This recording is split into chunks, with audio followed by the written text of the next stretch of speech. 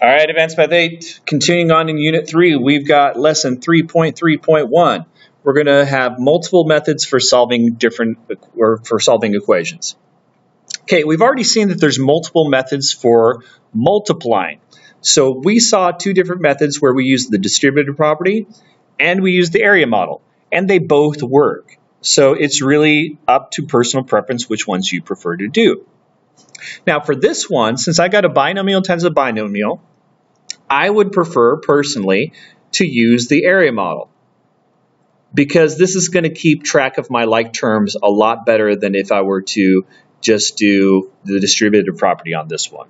So in a binomial times a binomial like this, I personally would solve it by doing 6x minus 11 and then 2x plus 5, and then I get 12x squared, negative 22x, over here it'd be 30x, and over here negative 55. Now I like this one because usually your like terms end up being diagonal from each other and they're easier to see instead of just writing all your terms out in a line. So I like the area model when it's a binomial or binomial. I really like the area model when it's a trinomial times a binomial or even a trinomial times a trinomial. So this one, I would get the answer of 12x squared plus 8x, and then minus 55. So I prefer this method in this situation because I can keep track of my like terms a little bit better. Now, on the other hand, in this situation, I don't really need to draw boxes for this because I know the distributive property says I'm just going to multiply this one times this one. So why would I need to draw the boxes for that? That's just like extra work. Like if you really like drawing squares and stuff like that, go for it, but I don't think it's necessary here. So negative 2 times 15 would be negative 30, and then x squared times x squared is x to the fourth. Negative 2 times negative 3 is positive 6, and then x squared times y is x squared y. So I didn't really need to do the area model. So there's multiple methods for solving everything. What we're going to see is even in a basic equation, there are multiple ways that you can solve it. Okay, so in class we would do this differently, but we're going to do this problem 3 different ways. Okay, so first of all, probably the way that you've been taught to do it, pretty much your whole life is probably the method that's called solve by rewriting. In this problem here, we can do it a lot of different ways. We're going to do it 3 different ways. But this one here says 4 times the quantity x plus 3 equals 20. There's a lot of different ways that we can solve this. One of them is generally the right way to do it.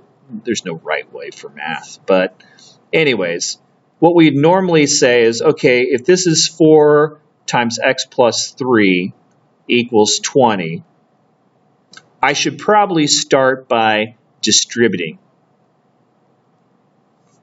So there I would get 4x plus 12 equals 20.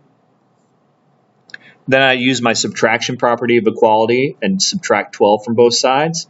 So I'd get 4x is equal to 8. And then I divide by 4 and get x is equal to 2.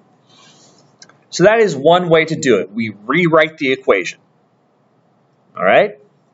So we rewrite it by taking this distributive property part of the problem and rewrite it as 2 separate terms instead of a multiplication problem.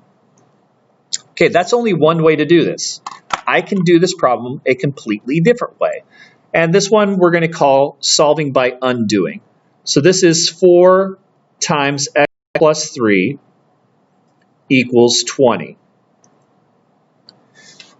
Now, I am looking at this problem a totally different way this time. This time I'm thinking, okay, this is 4 times x plus 3. If I want to get rid of this 4, how do I undo multiplication? Well, the opposite operation to multiplication would be division. So I think it's okay just to divide this side by 4 and to divide this side by 4. Because now the 4's would reduce, and I'd end up with x plus 3 equals 5. And then I can just subtract 3 from both sides. And I get the same answer of x equals 2. So I just undo the multiplication here, and then that way I don't have to distribute. All right. Another way to look at this problem. What if we looked at it as a group? Here's what I mean by that. This problem says 4 times this group equals 20. Well, I could look at it as saying 4 times what equals 20? Well, 4 times 5 equals 20. So this group must be 5. So we can just skip everything and say, okay, if 4 times something equals 20, the something has to be 5. That's 5. So I can just say, okay, then x plus 3 must be equal to 5. Subtract 3 and we get x equals 2. Completely different way of thinking about the problem. And it's just as valid as the other ways to do it. You can solve by rewriting. You can solve by undoing. You can solve by looking inside. When you're solving equations, you should be creative in how you solve equations. Look for the most efficient method for solving the equations. You don't always have to go the long way. If you can rewrite it, and that's the fastest method or the most efficient method or the method that's going to get you your correct answer most often, do that method. If you see that you can undo and maybe you don't want to deal with, if you notice that both of these are divisible by 4, that's probably a great method for doing it. Now, if this would be 25 over here, this would be a horrible method because then I'd have like a big old fraction over here. That would have been a horrible method. But since 20 was divisible by 4, great method. Now, this one is probably the method that most teachers wouldn't want you to use because you're like, hey, you didn't really show any work. Because a lot of kids will go, oh, this must be 5, so this must be 2. 2 plus 3 is 5. And that's fine if you can show your work. Because, as teachers, we have to make sure that you're showing valid work, that you're actually thinking through the problem. You have to be able to explain what your thinking is. So really, we didn't even need to go this far. We could have just said, well, if this is 5, then 2 plus 3 is 5, x is 2. And that's fine if you just go, okay, x is 2, but then explain to me why you did that. Explain that you were looking inside of the equation and solving for x by looking inside of it. All right, so 3-112. Oh, wow, 112 problems we've already done. Okay, so this one has rewriting, looking inside, and undoing. We're supposed to match which one is going on there. Rewriting. So that is kind of the generally accepted proper way to solve an equation. We know there's no proper ways to do it. So let's see which one is the proper way of doing this one. So it looks like they started by, on this one, they had 5 to the 8x equals 5 to the 24th. And they jumped to the conclusion that 8x must equal 24. That's pretty smart. Basically what they did is they said, well, this is 5 to the something power, this is 5 to the something power. So if they both have a base of 5, the powers have to be equal to each other. So they are looking inside on that one. They notice that if both of these are 5 to the something power, then those two powers have to be equal. So they're looking inside on that one. Okay, so this one says subtracting is the opposite of adding for the equation, this. So I can start subtracting 4 from both sides. And that's one way that we could do it. And that's by undoing. So they said it's a positive 4 over here, so we can just subtract 4 from both sides to get rid of that. That's undoing the problems. This one, we've got 4 times the quantity 2x minus 3 equals 31. So they decided not to divide both sides by 4 because 31 divided by 4 doesn't come out very nicely at all. So they probably on this one, they decided let's not do that. Let's instead just rewrite it. And so they distributed here to rewrite it. So that's rewriting. So 3 different problems, 3 different ways to solve. All right, so these ones we're going to solve by rewriting. Okay, so let's start with the first one. Now this one right here, this is a binomial times a binomial. So what I should probably do is either do the distributive property or do the area model. Usually for a binomial and a binomial, I do the area model. So let me do the area model real fast up here. So I need to multiply x and -1 and 5x and 6. I'm putting it up here so I don't waste room down there.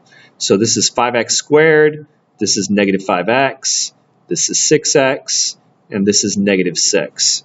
So it looks like this side of the equation, I'm not going to do anything to this side. This is still going to be 5x squared plus 43. The other side of the equation, I get 5x squared. I've got 6x minus x is 1x, and then minus 6. Okay, so I have rewritten this part of the equation so I can solve it. I'm going to subtract 5x squared from both sides. And those go away, so I get 43 equals x minus 6. I'm going to add 6 to both sides and get 49. So x is 49. Next one. Okay, I'm going to rewrite again. So for this part right here, remember this is not x squared plus 9. That is not how you do that. You need to set up the area model.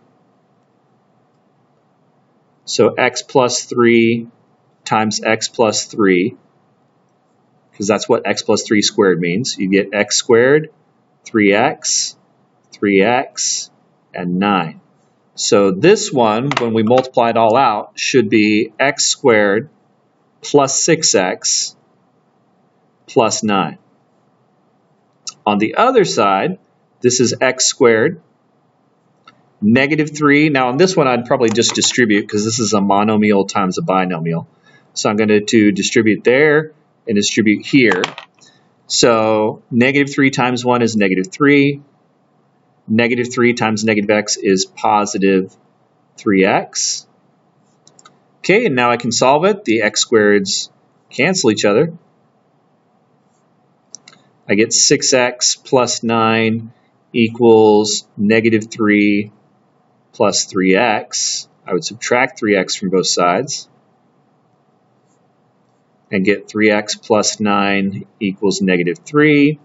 I'd subtract 9 from both sides to get 3x is equal to -12, and divide by 3, and x is -4. Now we can always plug back in our numbers to see if they work, and they do. All right, where was that? Ah, yes, next problem. All right, so let's rewrite this side. I'm probably going to just distribute it because it's a monomial times this. I don't need boxes for that. So on that side, I would end up with 4x squared. -2 times x is -2x. And -2 times -5 is positive 10. On the other side, 8x over 4y. Now that's a monomial right there. So I can just square the top and square the bottom. But before I do that, let's reduce right here. This is 4 and 8. So that means it's 2x over y. I reduced the coefficients there. All right, so 2x squared would be 4x squared. And then y squared.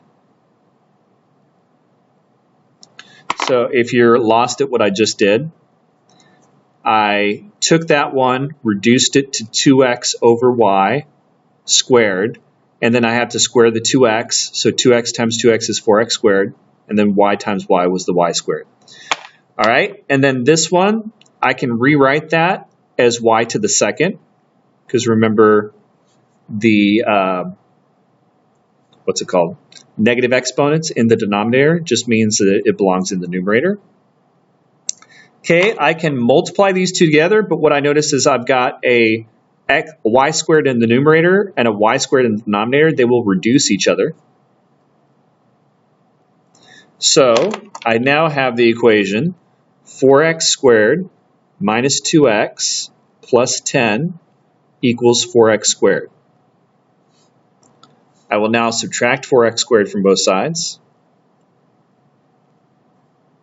And I get negative 2x plus 10 equals 0. Subtract 10 from both sides. And divide by negative 2. X is 5. The end. All right, I got to go start teaching class. All right, so goodbye. Have fun. Math hard.